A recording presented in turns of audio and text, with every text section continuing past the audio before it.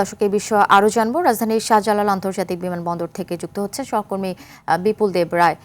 বিপুল, চলমান উত্তেজনার কারণে একের পর এক ফ্লাইট বাতিল হচ্ছে, তো এই মুহূর্তে বিমানবন্দরের কি পরিস্থিতি দেখছেন? যাত্রীদের জন্য কি ব্যবস্থা নেওয়া হয়েছে এবং নতুন করে কোনো ফ্লাইট বাতিল হয়েছে কিনা জানাবেন সে বিষয়ে।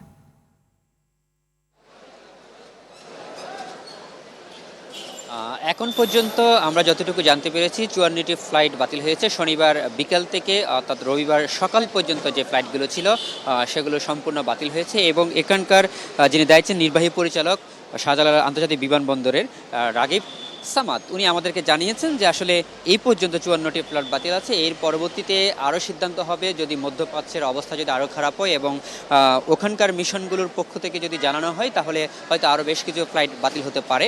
তবে এটি এখনও পর্যন্ত তিনি নিশ্চয়তা দেয়নি।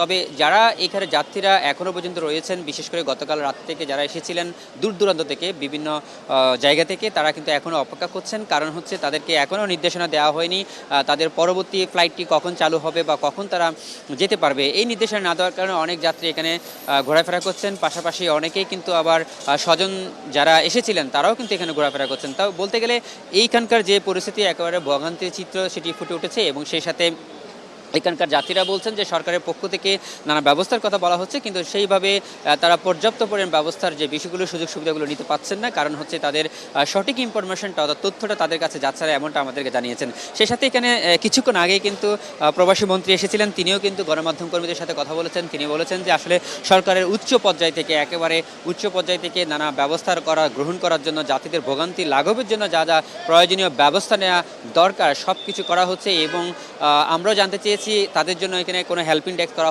হয়েছে কিনা। তারা আমাদেরকে জানিয়েছেন যে আসলে এই ব্যাপারে সমস্ত কিছু ব্যবস্থাপনা হয়েছে এবং এই ব্যবস্থাপনা নেয়ার মধ্যে দিয়ে তারা উপকৃত হবেন। সে সাথে তিনি আরও জানিয়েছেন যে আসলে এইখানকার যে পরিস্থিতি যেমন হোক না কেন বা শঙ্কার কোনো বিষয় নেই। তিনি বলছেন যে আসলে পর্যাপ্ত পরিমাণে ব্যবস্থা রাখা হয়েছে এবং বিশেষ করে যাত্রীদেরকে টেলিভিশনের স্কল এবং পাশাপাশি এই যে এখানে হেল্পিং ডেস্ক রয়েছে সেখানে যোগাযোগ করার জন্য তিনি অনুরোধ করেছেন। তো এই ছিল আমার কাছে সর্বশেষ তথ্য।